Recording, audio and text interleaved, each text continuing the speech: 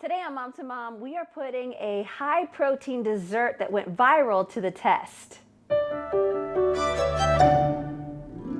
Today we are trying a dessert. I figured why not give this a shot. It went viral, so if you don't have social media, no worries. It's supposed to be 3 ingredients and the main one is cottage cheese. Now I'm not a huge cottage cheese fan, so I'm a little skeptical, but why not give this a shot? So we're gonna need some fresh strawberries. You're gonna need cottage cheese, the full fat kind, so make sure that you grab that.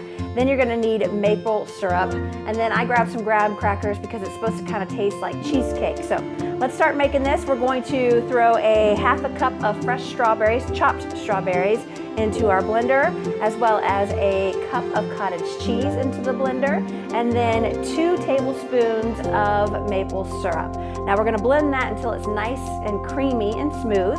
Then you're going to put that mixture into a freezer tight container. I just like to use the cottage cheese container because it's empty and it's great to use. So what I do is I'm gonna layer this. I'm gonna put a little bit of our mixture ice cream and then a couple of our strawberries that we kind of left out, then some graham crackers in there, mix it up really well, and then freeze it for about 2 to 4 hours. Keep it out for about 20 minutes at room temperature and we'll give this a try. So let's see how good it tastes.